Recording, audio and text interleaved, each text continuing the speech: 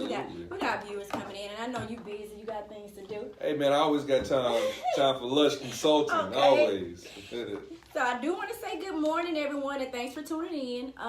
Of course, this is our second show after starting this Business Awareness Thursday with Lush. I thank you guys who have tuned in. Thanks for tuning in and continue to tune in, continue to support. I just decided to do this, as I stated previously, to like build a platform to kind of like speak with different businesses and cover a range of skills as far as to running a business. Some of those who may have fear or questions or doubt of stepping out on faith on their own, maybe this can help someone, and also help those who actually need to make those connections, activate their brands, etc. So we'll go ahead and start today. I have with me Mr. Kevin Ball. He is the Director of Operations of Ball Healthcare Services. Yes, I am. Thank you for having me. So we're gonna basically start with like the history of Ball Healthcare Services. My first question is basically like the creation of it. Who started Ball Healthcare? How many generations does this creation goes back? Ball Healthcare was started by Clarence Ball back in 1983, right here in Mobile, Alabama. And basically the CEO and president of the company is my father. And he got his start in long-term care in the late 70s, early 80s, and he was working for one of the larger national companies who operates and owns rehab centers and nursing homes across the Southeast. And as he worked there, he was working in Tuskegee, Alabama, and did that for 4 to 5 years. And the story really is made for TV because as he worked and he did so well in that community and so well with that facility, he just thought to himself, man, I'm doing so well for this particular company. Why not be able to do this for myself? Right. So he found an opportunity in Mobile, Alabama, where he could purchase a facility. He did that in 1983. And here it is, I would say within 10 years later, he was able to go back and purchase the facility where he first got his start from. Oh, wow. So to be able to get your start at a job, just think about that. Stop and think about that. To be able to work and then come back and buy their location. I mean, it humbles me, and it's inspirational to be able to do that. And it just goes to show that learn your craft and do the best that you can do. And once you seek opportunities for yourself, you know, the sky is the limit. But exactly. Clarence Ball is the owner. He's the CEO, and that's where our company began. And our motto, what we have been able to do is we take care of, or we provide services to the underserved. Now, what that means urban areas and also rural areas. And that's where we have went to those communities and tried to provide our service because, you know, there are other people who need these services as well outside of, you know, the West Mobiles and the highly populated other locations. Gotcha. So since 1983. Okay.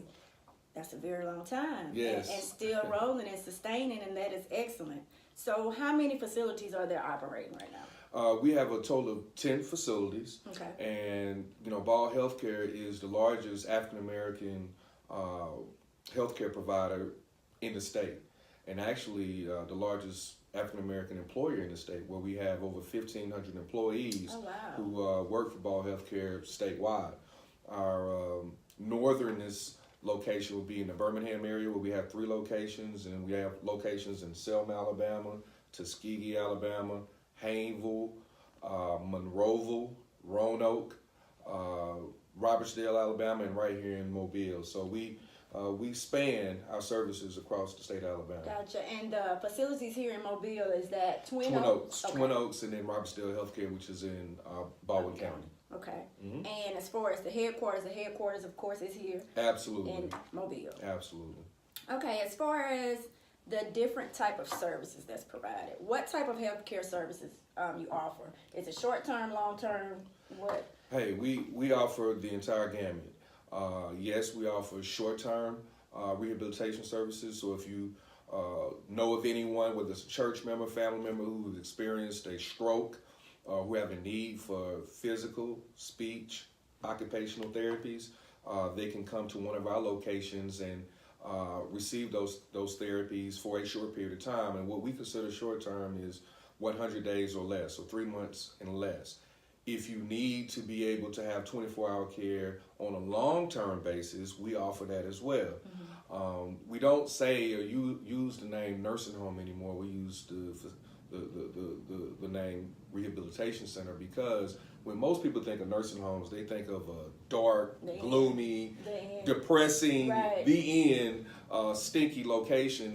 And if you have not been to one, and I challenge, anybody who's watching to do that, you will find that you'll see many positive things going on in rehabilitation centers where we're actually providing services to people who need it. So short-term services, long-term services. We also have respiratory therapist services. And respiratory services that we offer, we are the only company in the state or in this region that offer chronic and long-term respiratory services. And that is, if you have an individual who's on a ventilator, a vent, who has a trach, who have high respiratory needs and acute issues, we have the ability to take care of that in our Robbinsdale location and our Arlington location in the Birmingham area. So that's one of the things that make us unique and different by us being able to offer that service. Right, that is unique and different. That's awesome. As far as when a family make the decision to allow you to give to fulfill their healthcare needs, what should they expect from Ball Healthcare as basically trusting you and your service? Absolutely. There's two things and two ways I like to answer that question. The first thing is, if you have a need for 24-hour care, or you realize that, I can no longer take care of mom, because that's one of the things that we fight with. When I say we as a community, we don't believe in putting mama or grandmama in a facility. We want to keep them at home as long as possible. And there's nothing wrong with that. You just have to make sure that you're putting her in the best situation where she can provide care. Right. Now, when you finally come to the realization is that, we do need to place her in a facility, the first thing I would encourage anybody to do is to go and look at all of your options. Right. Just like if you were to go shopping for your clothes, what do? You don't necessarily go to the first Foot Locker you go to. You'll go to multiple shoe stores and see, shop around and see and evaluate which shoes do I want to get. Well, healthcare is similar in this particular service. So go into a facility, look around. How do the staff treat you? How does it look? Are they engaging with the individuals who are living there? Does it smell? Does it have an odor? Right. Those type things. You'll know immediately once you go in and you can interact with the staff and see the care that's going on in any facility, if that is the right location for you. Now, to answer the second part of that question, which is Ball Healthcare specifically, that's what we pride ourselves in, which is when you come to one of our facilities, you're going to come into a clean, friendly environment where what matters is the service that goes on within the four walls. Right. Because when you have mom at our location, you want to make sure when you leave there that I know mom is taken care of. Right. She's getting her medications. She's getting the assistance of bathing and changing and everything that's required within her plan of care. You want to make sure those things are going on. So we make sure that we do those things for those individuals who come to our locations. Good. Yeah, because there is a stigma with nursing homes, but rehabilitation centers is what Ball Healthcare Services have. So that's good to know. As far as for a family considering your service and facilities, are there any obligations for consulting or consultation or touring? Yeah, and that's probably the first step is to go in and learn about that particular location that you're going to, whether it's our location or any location. So what should occur is once you come in, the staff will greet you and inquire, okay, what service exactly is needed? What does your mom or grandmom or your loved one, neighbor, whoever who needs the service, what is their current condition, and let's evaluate that, and then let us share with you how we can meet your loved one's needs. Right. And so if you come to us, this is what you can expect, where she will receive A, B, C, and D, and she will get it at this A, B, C, and D time. Right. So that way we can kind of make sure we explain the expectations of what you will receive once you get in versus you coming in and having, unrealistic expectations. Right. So as far as scheduling a tour or consultation, how would someone go about doing that? Hey, either walk in or call. Either way, by appointment or just walking in. And we'll do that any time of the day. Obviously, visiting hours are between 10 and 5, so we would encourage individuals to do it during that time. Mm-hmm. However, if you're working and you can't come at that time, we can definitely coordinate and see to it that we give you all the information needed and a tour after hours as well. Gotcha. So, if you have family members and that you may be considering having this service for or looking into this service for, there's the business hours. The information will be actually placed in the comments of this after the video, and any questions that's coming up, we'll answer them after we're done with the live. So we're not ignoring you, but we will get to them. As far as sustaining in the industry, in the healthcare industry, what would you say are the key things that has kept the legacy going for so many years with all healthcare?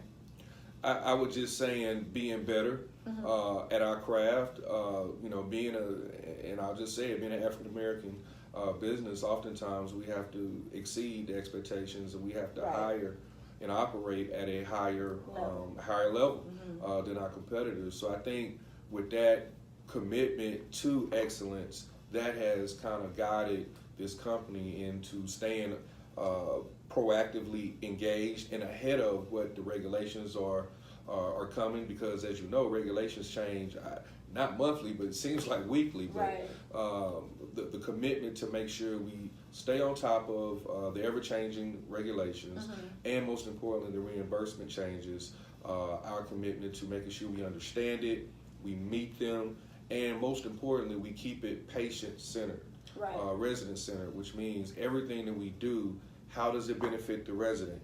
Then how does it benefit our employees and our staff? And then thirdly, how does it impact our community? Those are the three principles that guide every decision that we make as we move forward. And based off those principles, that's how we've been able to sustain what we're doing at the current moment. Right. Okay, so my next question is, what would you say some challenges, if there are any, are to sustain as a Black-owned operated business in the medical industry? Like, some may find it challenging because it is an African American owned healthcare service, and what I would say in regards to that is, the marketplace seems to weed out quality and what is not quality. So I won't necessarily say because we're African American, an African American company, that we face challenges that others don't. Because I'll be honest with you, in this industry, we all suffer from the same challenges from day to day. So what we'll say is, it's taxing and it's challenging that the community, and most importantly our elected officials, they have to know and understand, the everyday regulations that are being created, how it has an impact, both positively and most importantly negatively, on the decisions that they make. Because oftentimes the biggest challenge is, well, we want higher quality, but yet you want to reduce the reimbursement. Right. So it's kind of like, how do you want to get better service, but you don't want to pay for it? Right. And I think that is the biggest... Kevin, you have a call marked on 101. Kevin, 101. I think that is the biggest challenge that we are facing as an industry, and us being an African American community, we suffer from the same things that everybody else and all of our competitors are suffering from as well. Okay. Could you explain the importance of goal setting when it comes to driving a business? Could you do what? Explain the importance of goal setting. Yes. When it comes to driving a business. Well, what I would say to anybody, if you have not created your business, you're interested in going into business, you have to have a, i.e. template and or a map. in order for you to, wherever you're going, you have to understand where is it that I'm trying to get to. So you need to be able to set goals, whether it be for 1 year, 3 year, 5 year, and 15 years, as to where do I want to be, and make sure that once you set these goals, what am I doing every single day that's going to get me one step closer to that goal. So every day when you wake up and when I wake up, you know, what am I doing today to make it better than yesterday? What am I doing today to get closer to my goal? It may be education, it may be training, it may be networking. Everything that you do should be directed towards getting to your goal. Right. So your goal is your map. It is ultimately your guiding principle, your guiding light as to where you're trying to go. You can't get into business and be successful in it without having establishing that. Right. Mm-hmm. That business model. Mm-hmm. I saw on the website that you guys are currently have positions open for RN and LPN as well as respiratory therapy. Is that correct? Yeah, absolutely. For those who watching who may have the credentials to apply for those positions, let them know how they can apply. Well, you can go to any one of our locations, and that is the best way to go. You can do it two ways. If you go to our website, and if you are interested in employment, there is an email address for each location that you can just simply email your resume to the executive director of each location, and they'll be happy to take that information and respond to you accordingly. Or the old-fashioned way, which is just go into the location and just fill out an application and or ask to speak to someone and inquire about positions that we have available. But we do have designated individuals who, if you're interested, you know, we will be available to talk to you about the availability that we have, you know, what the rate of pay is, and most importantly, how we can work out a schedule with you to get you on our team. So there you have it. If you have those credentials, or if you just need to go on the website, look what they have available. If you have the credentials to apply, I would apply. Going in, I would do it the old-fashioned way. It's nothing like meeting, being personable, and actually having that first impression without just submitting online. We have gotten spoiled to where we do everything online now, rather than face-to-face making that connection. So some of the things that I read on as far as accolades and acknowledgments, Business Alabama ranked Ball Healthcare as the 5th largest in the state. Is that correct? Yes. That's huge. Yeah, that's huge. And 5th largest in the state, like I said again, that's in all healthcare companies. Mm-hmm. And so that's why I said earlier that we are the largest African American healthcare provider, but we're the 5th largest in the entire state, and that means a lot to us. And kudos to, you know, the CEO and his entire team that he's put together, myself included, to try to provide healthcare services to those who actually need it. So yeah, that is a big deal. Congratulations and applaud you guys on that. And I also saw recently where your father was honored by the Mobile Area Chamber of Commerce as outstanding entrepreneur. You know, y'all, that was historic. It really was, because in the history of the Chamber of Commerce for the city of Mobile, which I know has been, you know, existing over 60, 70 years, for him to be the first African American honored in that spot, that's huge. That's just simply historic. So they couldn't have picked a more deserving person. He's worked hard. Mm-hmm. He has worked tirelessly to make an impact on every community that we operate in. And I think for him to be able to get acknowledged and while he can smell his roses, that's right, is the most important thing. And I think for Mobile Chamber of Commerce for stepping up and acknowledging him, you know, obviously our family is very, very proud of that accomplishment, and awesome. We're appreciative of Mobile Chamber of Commerce for doing so. That is awesome. I read the story. It was an awesome story.